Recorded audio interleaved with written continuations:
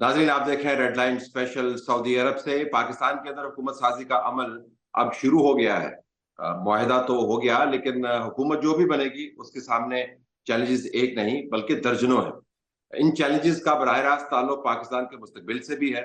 इन challenges का ताल्लुक पाकिस्तान की सियासत से भी है। इन चैलेंजेस का ताल्लुक पाकिस्तान के अवाम से भी है। नई हुकूमत किस तरफ जाएगी, कुछ नकादों से बात करेंगे और कुछ तजिया निगारों से। हम इस प्रोग्राम के जरिए आपके सामने एक पर्सपेक्टिव रखना चाहते हैं ताकि आपके जहन में आए कि हुकूमत साजी का अमल शुरू होना एक बात है, इस अमल के जरिए आपको किसी नतीजे पर पहुंचना दूसरी बात है। नतीजे पर पहुंचने के लिए आपको कुछ बड़े बड़े काम करने होंगे। सबसे बड़ा काम यह है कि अपने सियासी और मुआशी माहौल का अदराक रखना है। आपने पता है होना चाहिए कि किस माहौल के अंदर आप काम कर रहे हैं, ताकि आपकी तवक्कुआत का अंबार उस तरफ ना ले जाए कि कल को वो धड़ाम से गिरे और आप सब यानी सियासतदान और अवाम इसके नीचे आ जाए। मुल्क ये अफोर्ड नहीं कर सकता। पाकिस्तान के सियासी मामलात कैसे हैं, बिलखुसूस इस्टेब्लिशमेंट का किरदार कैसा है। हमने जाहिद हुसैन से पूछा कि सियासी तौर पर उनको मौजूदा हुकूमत कैसे फंक्शन करते हुए नजर आएगी जब वो हुकूमत बनेगी। देखिए, ये बात तो सही है कि इलेक्शन मुतनाज़ा हैं। किस हद तक हैं वो तो नहीं कहा जा सकता है, लेकिन ये ज़रूर है कि जो है ज़्यादातर सियासी पार्टियों को इससे इख्तलाफ है। और ख़ास तौर पे जो पहले नताइज आ रहे थे शुरू में इलेक्शन के, ये पोलिंग के बाद, उससे बिल्कुल ही जो है मुतज़ाद रिज़ल्ट आने शुरू हुए दूसरे दिन। तो जिसकी वजह से जो एक बहुत बड़ा सवालिया निशान बना है कि इलेक्शन जो हैं क्या सही हुए हैं। और बहुत सारे ऐसे रिज़ल्ट भी आए जो कि बहुत बुरी तरह हार रहे थे लेकिन सुबह को जीत गए। और मैं समझता हूँ कि पाकिस्तान के कोई भी इलेक्शन जो है, अगर देखा जाए तारीख़ में, कोई भी गैर मुतनाज़ा नहीं रहा है। शायद एक आध 70 का इलेक्शन कह सकते हैं वो गैर मुतनाज़ा रहा है, लेकिन हर इलेक्शन मुतनाज़ा है। जिस हालात में इलेक्शन हुए हैं, ये हमने सब देखा था कि एक सियासी पार्टी को जो है बिल्कुल अलहदा किया गया, ना उनको सिंबल दिए गए, और आखिर बहुत सारे उनके कैंडिडेट जो थे वो अंडरग्राउंड थे, ना उनको जो है कैंपेन करने की इजाज़त दी गई। इन सूरत हाल में जब इलेक्शन होते हैं तो यकीनी तौर पे पहले से आ जाता है कि शायद ये पहले से तयशुदा रिजल्ट हैं। यही सवाल हमने फहद हुसैन के सामने रखा। फहद हुसैन और जाहिद हुसैन दोनों सीजन जर्नलिस्ट हैं। उन्होंने उतार चढ़ाव बहुत देखे हैं, हुकूमतों को बनते हुए भी देखा है, बिगड़ते हुए भी देखा है, और नई हुकूमतों के अंदर जो खामियां हैं उसको भी जानते हैं। तो फहद हुसैन से जब हमने पूछा कि सियासी मामलात कैसे हैं, बिलखुसूस वो मामलात जो पाकिस्तान तहरीक इंसाफ के रिगिंग के चैलेंजेस के हवाले से पाकिस्तान में गूंज रहे हैं, तो उन्होंने हमें ये बताया। देखिए, इसमें तो कोई दो राय नहीं है कि धांधली के हवाले से अपोजिशन जो कि वो अपोजिशन बनने जा रही है वो एक मौसर बयानियाँ बनाने का इरादा रखती है। ये बिल्कुल वाज़ेह हो गया है कि पाकिस्तान तहरीक इंसाफ और उसके साथ दीगर जमातें जो मिलती हुई नज़र आ रही हैं, चाहे वो मौलाना फजल रहमान साहब की जमात हो या बलूचिस्तान में मुख्तलिफ जमातें वो हो, तमाम वो पोलिटिकल पार्टीज़ जो इस वक्त हुकूमत का हिस्सा नहीं बन रही सूबों में या वफाक में, उन्होंने धांधली के हवाले से जो है वो अपना बयानिया मज़ीद मुस्तहकम करना है। अब वो मेरे ख्याल में दो तरीक़ों से हमें सुनने को देखने को मिलेगा। पहली बात तो पार्लियामेंट के अंदर, यानी कौमी असम्बली में और पंजाब असम्बली में तो बहुत भारी और बड़ी और मौसर अपोजिशन होगी पाकिस्तान तहरीक इंसाफ की। हमें इन दोनों जगहों पर धांधली के हवाले से बड़े ज़ोर व शोर से जो है वो एक मुज़ाहिमत का डिस्प्ले जो है वो हमें देखने को मिलेगा। और मेरा नहीं ख्याल कि इन द नियर फ्यूचर जो है या इन द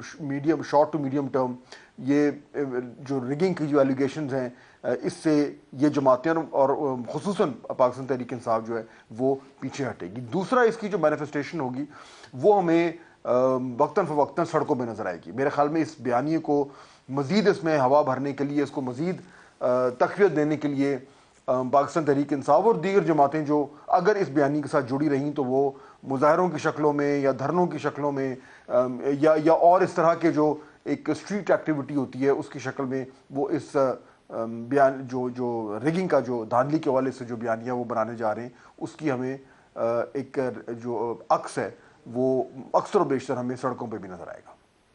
इन दोनों तजिया निगारों की हम राय इस्टेब्लिशमेंट के बारे में भी जानना चाहते थे। हमने दोनों से सवाल किया कि इस्टेब्लिशमेंट का रोल पाकिस्तान में क्या है, क्या इस्टेब्लिशमेंट हाइब्रिड मॉडल चला सकेगी या नहीं चला सकेगी। जो वन पेज मॉडल चला पाकिस्तान में वो तो धड़ाम से गिर गया, लेकिन अगर हाइब्रिड मॉडल को कामयाब करना है तो इस्टेब्लिशमेंट को किस हद तक अपने आप को फ्रंट फुट पे रखना है और कब कब उनको बैक फुट पे जाना है।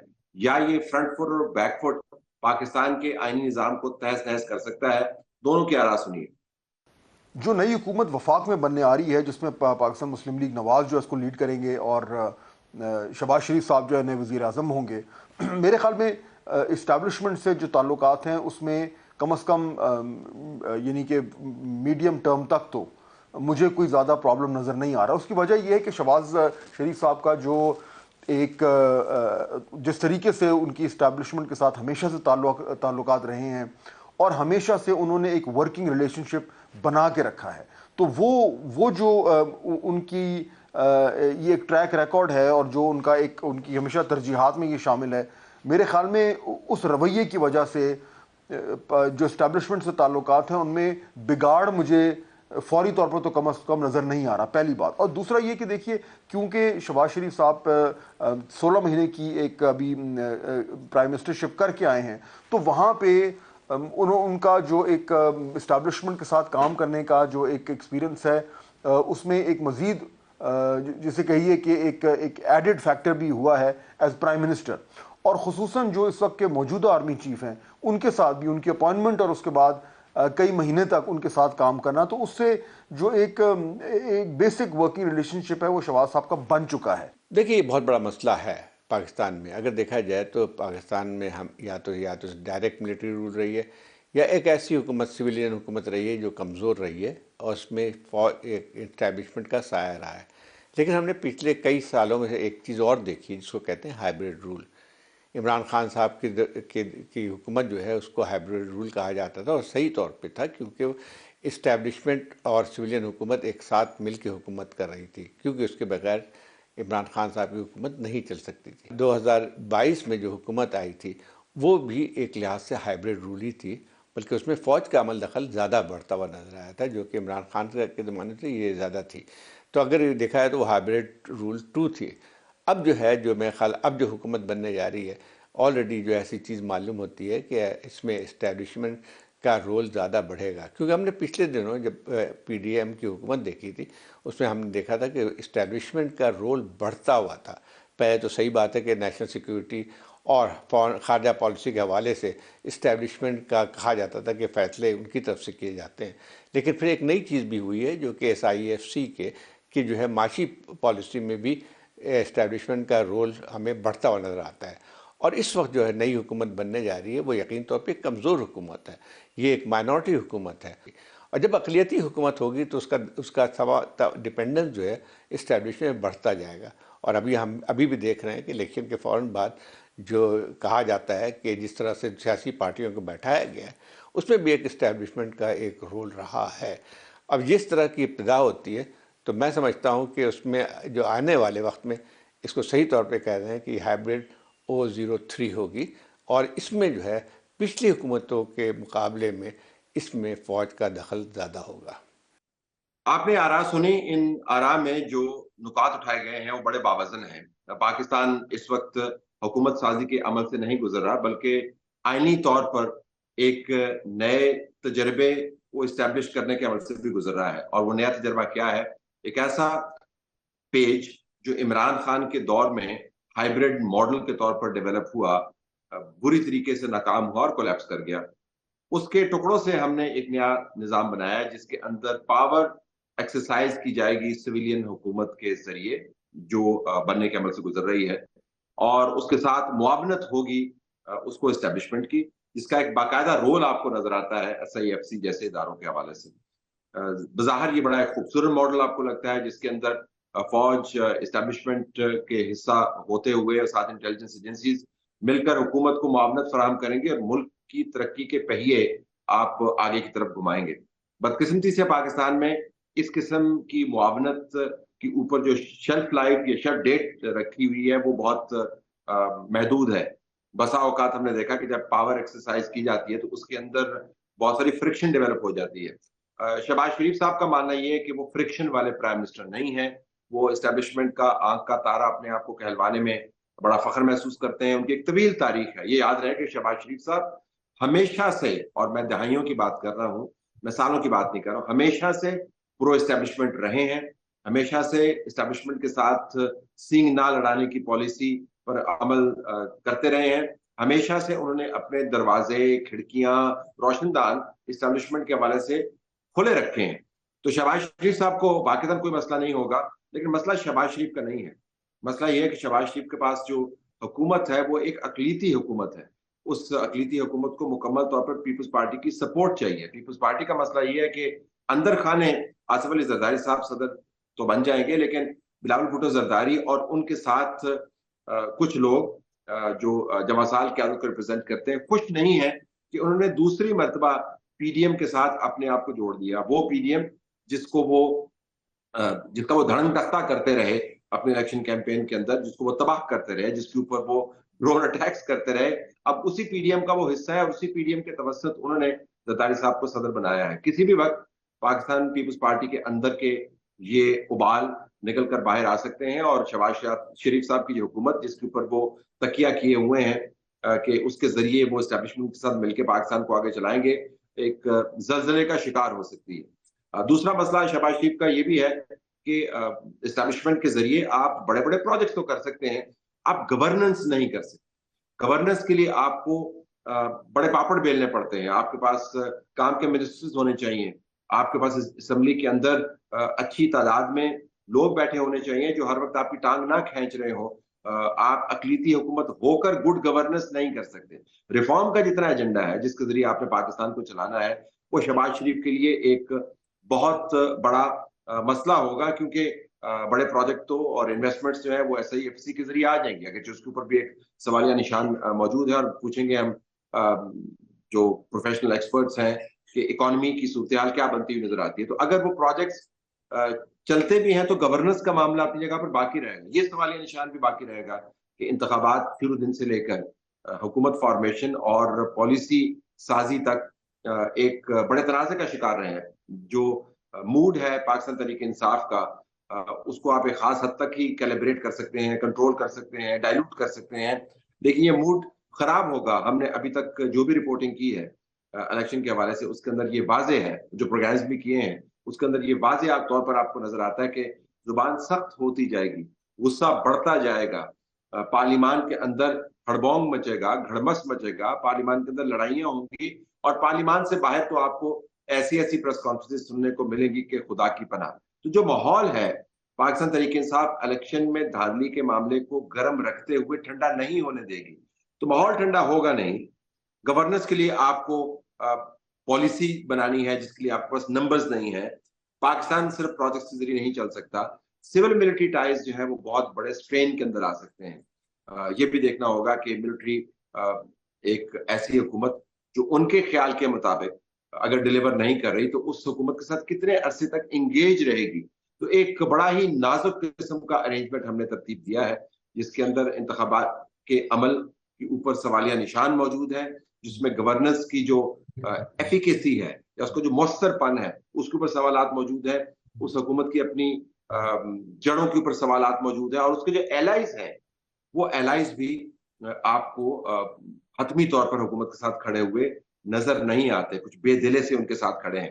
بہرحال امید کا دامن ہمیں نہیں چھوڑنا چاہیے. اگر شہباز شریف اور ان کی حکومت اسٹیبلشمنٹ کے ساتھ مل کر پاکستان کو 1.5-2 سال اچھے پروجیکٹس کے ساتھ ساتھ گورننس بہتر بناتے ہوئے چلا سکتی ہے تو شاید یہ نظام کام کر جائے. اگر ایسا نہیں ہوا اور معیشت دھڑام سے گر گئی تو حالات خراب ہو سکتے ہیں.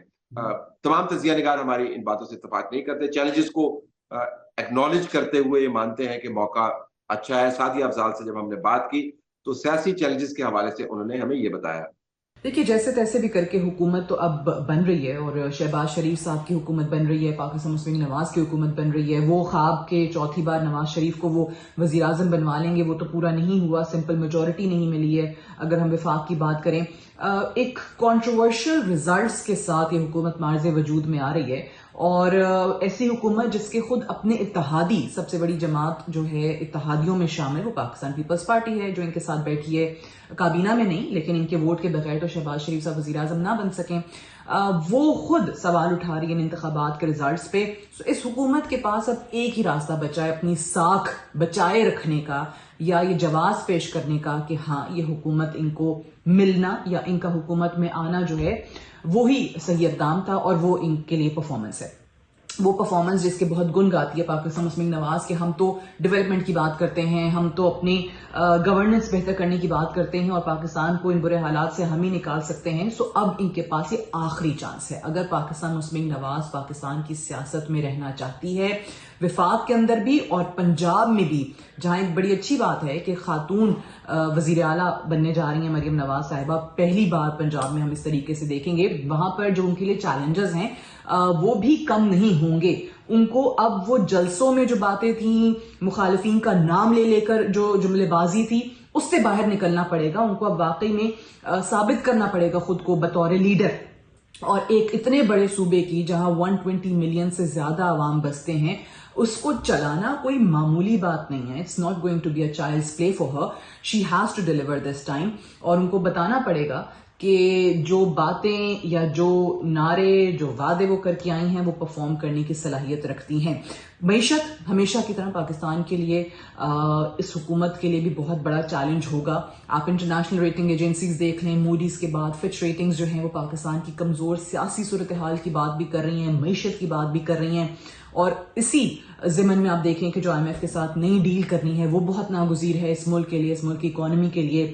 تو یہ تمام معاملات ہیں. سیاسی تجزیہ نگار بہرحال اپنی آراء کے حوالے سے بٹے رہیں گے.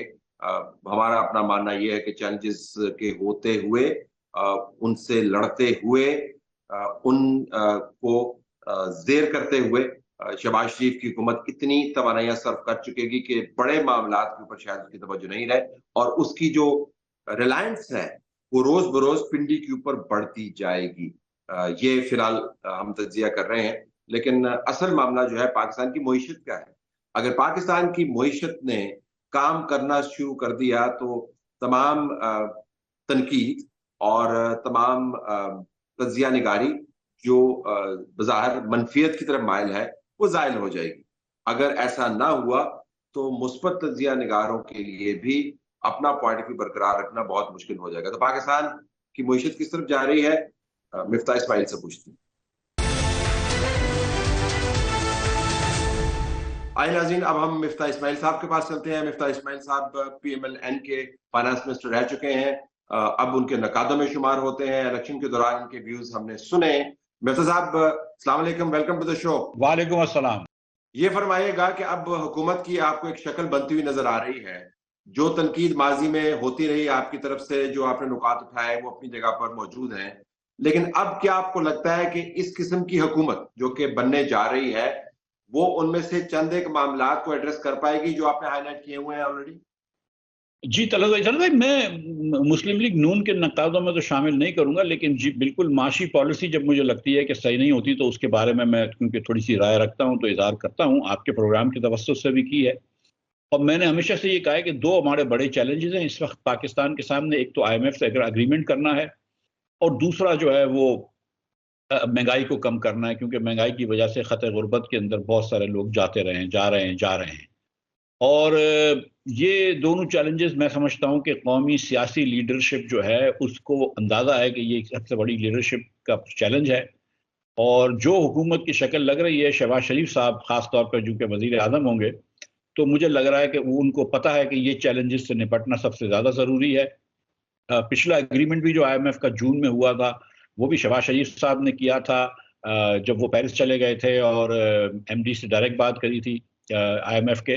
تو IMF کا اگریمنٹ کرنا بہت ضروری ہے, اور پھر حکومت کو مہنگائی سے نپٹنا بہت ضروری ہے. سب سے بڑا کام میں سمجھتا ہوں حکومت کا اس وقت مہنگائی کو کم کرنا ہے. اچھا, اب ذرا ان دونوں کو ہم سیپریٹلی ڈیل کر لیتے ہیں. ذرا IMF کے اوپر واپس آئیے. کیا بین الاقوامی مالیاتی ادارے جس طرح کے IMF ہے وہ اس حکومت کی کمزور سیاسی صحت کے اوپر فوکس رکھے ہوئے ہوں گے, یا ان کے خیال کے مطابق اب چونکہ بن جائے گی حکومت تو اسی کے ساتھ ہم نے ڈیل کرنا ہے؟ مطلب ان کے لیے کیا یہ ضروری ہے کہ اکثریتی حکومت ہو اور بہت پر اعتماد نظر آئے اور تب وہ بہتر انداز سے انگیج کرتے ہیں حکومت کے ساتھ, یا آپ کو لگتا ہے کہ وہ انہوں نے پاکستان کہ نمائندگان کی حیثیت سے ان کے ساتھ ڈیل کرنا ہے؟ اکثریتی ہے، 2/3 والی ہے یا اقلیتی ہے، doesn't make a difference.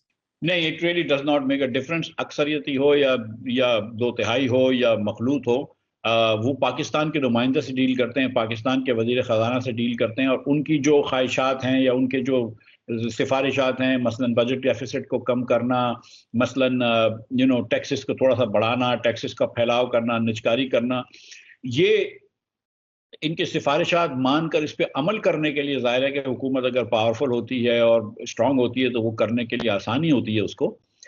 تو ادھر آپ کو فرق پڑتا ہے کہ حکومت کمزور ہے یا مضبوط ہے. لیکن جہاں تک IMF کی شرائط ہیں وہ میرے خیال سے مختلف نہیں ہوتی ہیں, وہ تو پاکستان سے ہی ڈیل کرتے ہیں. لیکن مرتضی صاحب مسئلہ یہ, اور آپ بہتر طریقے سے سمجھتے ہیں کہ ایک ایسی حکومت جو اپنے ہارٹ لینڈ کے اندر, جس اگر میں فیصل آباد کی مثال دوں, وہاں پر سیاسی طور پر اس کو مار لگی ہے کیونکہ معاشی حالات ٹھیک نہیں تھے, اور PDM 1 کا جو تجربہ تھا اس نے بہت سارے لوگوں کے بزنس کو تباہ کیا. اب جہاں پر ہزاروں کے قریب جو ہے وہ پاور لومز بند ہو رہے ہوں تو وہاں سے پھر آپ الیکشن نہیں جیت سکتے. تو یہ ایک ایسی حکومت جو یہ کانشیسلی اب اس کو ایسی پالیسی پرسو کرنی ہے جس کے ذریعے اپنی جو ٹوٹی ہوئی سپورٹ بیس ہے اس کو ریکنسٹرکٹ کر پائے, وہ IMF کے معاملات کو کتنی دلچسپی کے ساتھ ہینڈل کر پائے گی. ان کی ڈیمانڈز جو ہیں وہ بڑی واضح ہیں. حکومت کتنا ایڈجسٹ کر پائے گی اپنے سیاسی جو مجبوریاں ان کے پیش نظر, ان کی ڈیمانڈز کو؟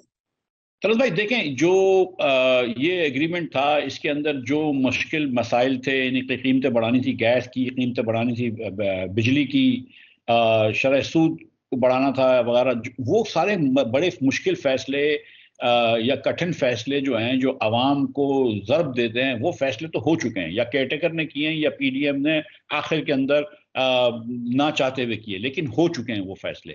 اب جو فیصلے ہیں اس میں آپ کو مخصوص انٹرسٹ کو, ویسٹڈ انٹرسٹ کو ٹیک آن کرنا ہے. اگر آپ PIA کی نجکاری کرنے جا رہے ہیں تو PIA کی یونین ہوتی ہیں, ایویشن وزارت ہوتی ہے جو نہیں چاہتی ہے کیونکہ ان کے اپنے ویسٹڈ انٹرسٹ ہوتے ہیں. اس سے پاکستان کے عوام کو کوئی نقصان نہیں پہنچے گا. اگر آپ نجکاری کر دیں گے فائدہ ہوگا.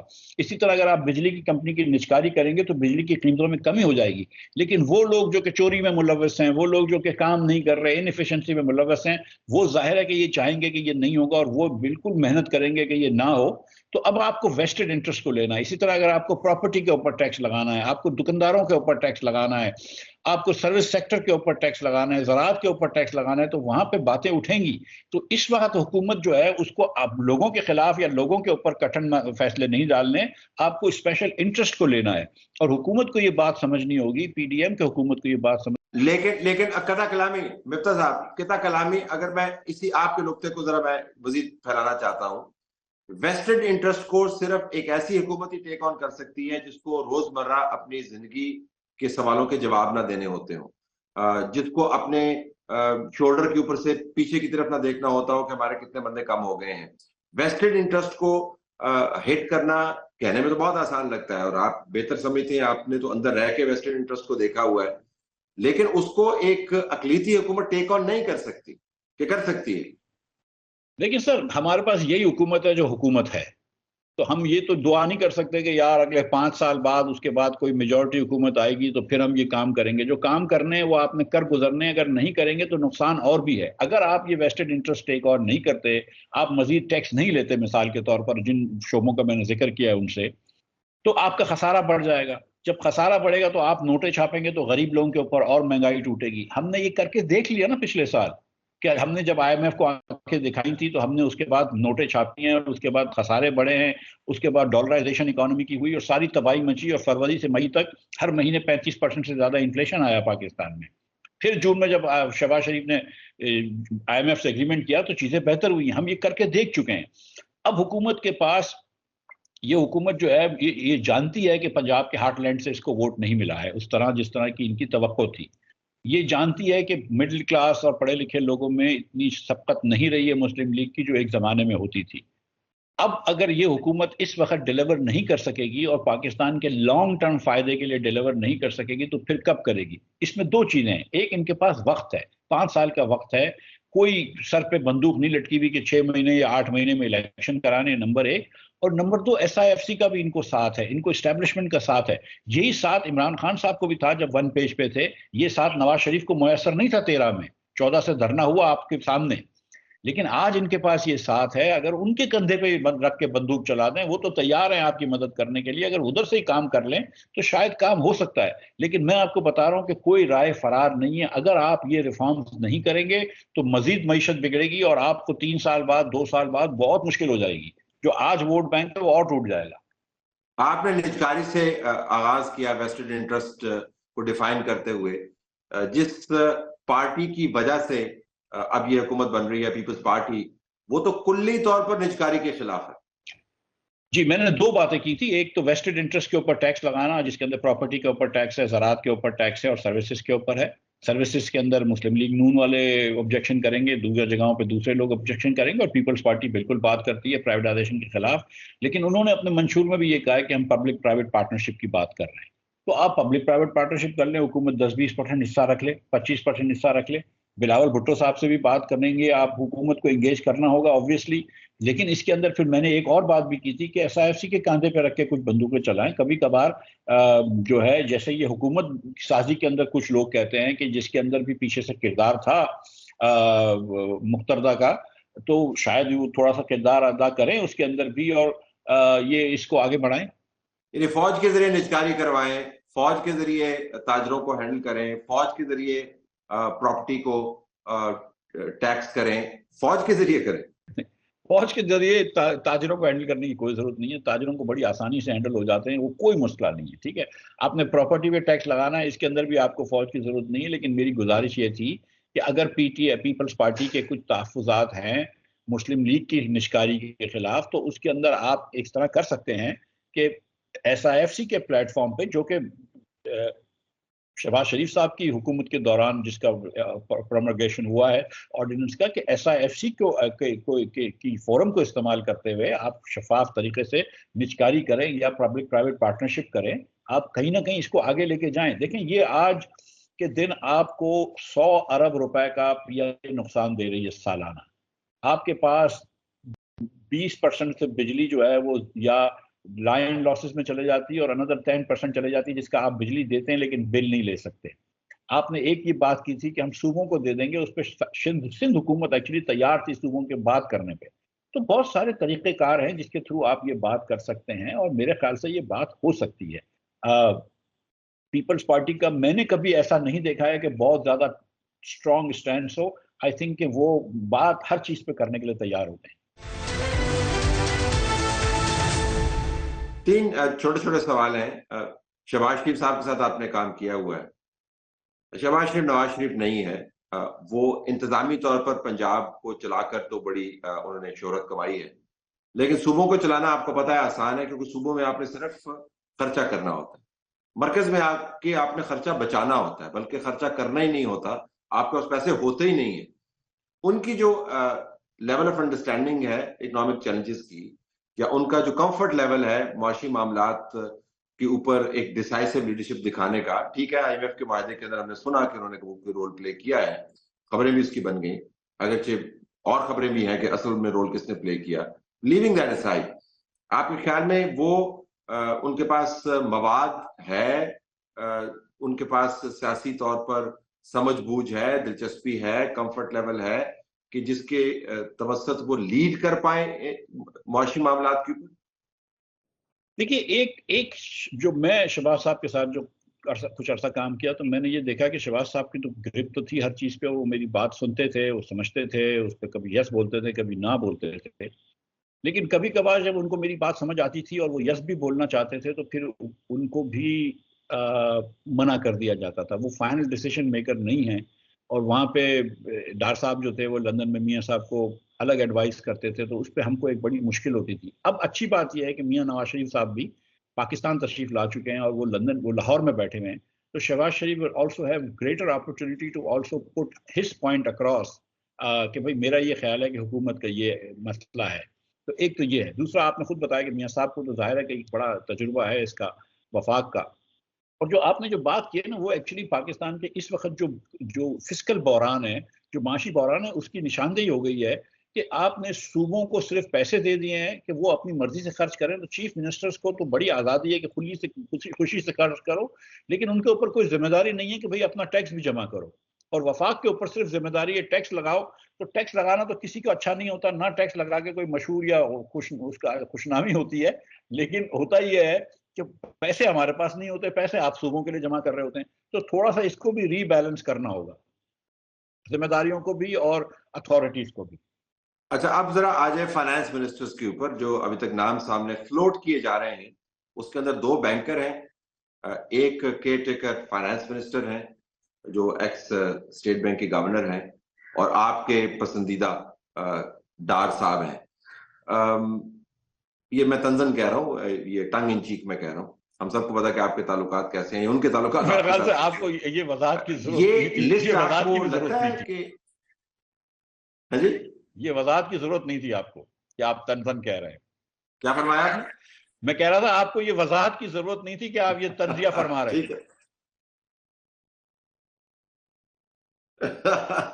بس آج کل پاکستان میں حالات ایسے ہیں کہ طنز کو بھی ہمیں اس کا وضاحت کے ساتھ بیان کرنا پڑتا ہے. بہرحال یہ کوئی ایسی لسٹ ہے جس کے اندر سے آپ کو کوئی بڑی امید ہو کہ یہ لوگ جو ہیں، کیونکہ پرسنالٹیز کاؤنٹ، اور ہم ایک بڑے نازک دور سے گزر رہے ہیں اور آگے ہمیں اچھے طریقے سے نیگوشیٹ کرنا ہے. Really why can't we think beyond bankers? مجھے اس کی آج تک سمجھ نہیں آئی کہ بینکر تو بینکر ہوتا ہے، اس کو فائنانس منسٹر بنا کے ہم کیا کرنا چاہتے ہیں؟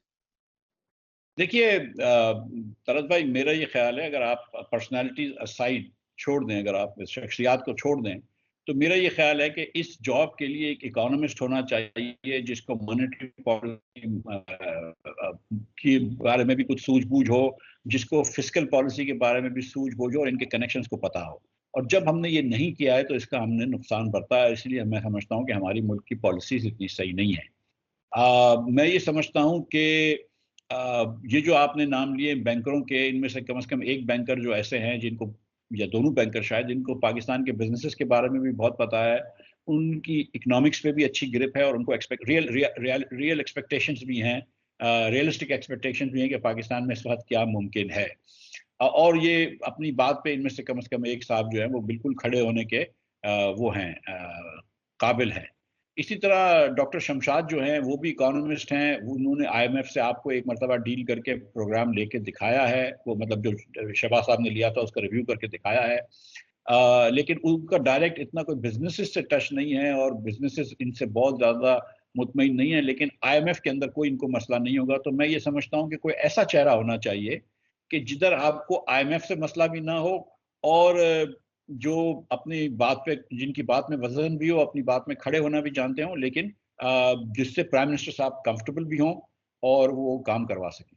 اگر میں گزارش کر پاؤں کہ یہ جو ہم نے فائنانس منسٹر کی کوالیفیکیشن کو آئی ایم ایف ہینڈلنگ کے ساتھ جوڑ دیا ہے، یہ بھی کتنے غضب کی بات ہے. کیونکہ ٹیکنوکریٹس جو ہیں وہ تو لیبر کے معاملات کے ساتھ، فارمر کے معاملات کے ساتھ، لوور مڈل کے معاملات کے ساتھ، غریبوں کے معاملات کے ساتھ نہیں جڑے ہوئے. تو جب ہم کہتے ہیں کہ کوالیفیکیشن یہ ہے کہ وہ ان ایشوز کو سمجھ سکتے ہیں، تو آپ کو پھر آپ کنفائن کر دیتے ہیں نا. پھر آپ کا مطلب ہے آپ کو ایک ایسا فائنانس منسٹر چاہیے جسے 4 کام کرنے، اور چاہے ان کا امپیکٹ جو بھی ہو، اور وہ اس کی کوالیفیکیشن ہے. تو فائنانس منسٹر نے تو ساری قوم کے مفادات کو دیکھنا ہوتا ہے، ایسی پالیسیز بنانی ہوتی ہیں. ڈاکٹر منموہن سنگھ جیسے فائنانس منسٹر ہوتے ہیں جس کے ذریعے آپ غربت کا خاتمہ کرتے ہیں. یہ تو بڑے 4 نکات آپ کے پاس ہیں، تو آپ کا سی وی ٹھیک ہے. یہ کوئی اچھی بات ہے کیا؟ دیکھیے طلعت بھائی، بہت سارے ملکوں میں، ہمارے پیئر کنٹریز میں، جب آئی ایم ایف کا ڈیلیگیشن جاتا ہے تو وزیر خزانہ ان سے ملتا بھی نہیں. میں آپ کو سچ بتا رہا ہوں. ڈپٹی منسٹر مل جائے گا، کوئی سیکٹری یا ایڈیشنل سیکٹری مل جائے گا، اینڈ دیٹس اٹ. ہمیں یہاں پہ تو وزرائے اعظم کو ملانا پڑتا ہے کہ وزرائے اعظم بھی جا کے آئی ایم ایف کی ڈیلیگیشن سے ملیں، اور پھر وزرائے اعظم جو ہیں وہ نیگوشیٹ بھی کرتے ہیں، اور پتہ نہیں کیا کیا ہم نے کرنا پڑتا ہے. لیکن مجبوری یہ ہے کہ ہم اس حالت میں پھنسے ہوئے ہیں. اگر ہم ایک یہ اس قسم کے پیشنٹ ہیں کہ جس کے روز دل میں درد ہوتا ہے، تو اس کو بار بار آئی سی یو میں جانا پڑتا ہے. ہم کو ذرا سا اپنے پیروں پہ کھڑے ہونے کے کے لیے کچھ کام کرنے ہوں گے نا، ہم کو ایک مرتبہ IMF سے جان چھڑوانی ہوگی، اور وہ اسی طرح چھوڑے گی کہ آپ ایک پروگرام کریں IMF کا، اگر یہ والا اللہ کرے آخری ہو جو اب آنے والا ہے، اور اس میں آپ اس پہ منوان عمل کر لیں۔ وہ جو ریفارمز کی بات کر رہے ہیں، IMF کوئی بری بات نہیں کر رہا آپ سے کہ آپ نچکاری کر لیں، پیسے ضائع نہ کریں۔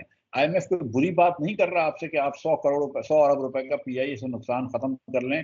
IMF کوئی بری بات نہیں کر رہا کہ آپ یہ بجلی کی نرخیں تو بڑھا رہے ہیں، کم از کم یہ نہ بڑھائیں، لیکن اگر آپ کاسٹ کم کر لیں پھر آپ نہ بڑھائیں۔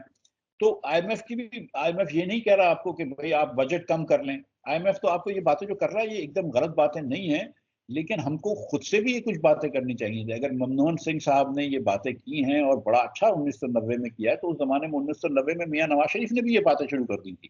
پاکستان کے اندر بھی لبرلائزیشن آئی تھی، لیکن پھر ہم تو یہاں پہ وزرائے اعظم چینج کرتے رہتے ہیں، ہم یہاں پہ اور کھیل کھیلتے رہتے ہیں۔ لیکن آپ دیکھیں نا کہ جو اصل پرابلمس پاکستان میں ہیں، کہ مثال کے طور پر یہاں پہ 80 لاکھ بچے اس سال پیدا ہوں گے، اس 80 لاکھ بچوں کو ہمارے پاس اسکول اور کلاس رومز نہیں ہیں، لیکن پاپولیشن پلاننگ پہ تو ہم کوئی بات نہیں کر رہے۔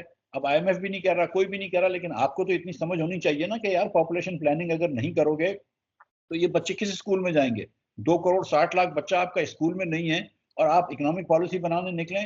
بھائی جس ملک کے اندر آدھا لوگ پڑھ نہیں سکتے ہوں، لکھ نہیں سکتے ہوں، اس میں کیا خاک اکنامک پالیسی کام آئے گی؟ کیا آپ سمجھتے ہیں کہ ملک جاہل رہ جائے گا اور ملک ترقی کر جائے گا؟ کیا ہم یہ سمجھتے ہیں کہ ملک جو ہے وہ بیمار رہے گا اور ترقی کر جائے گا؟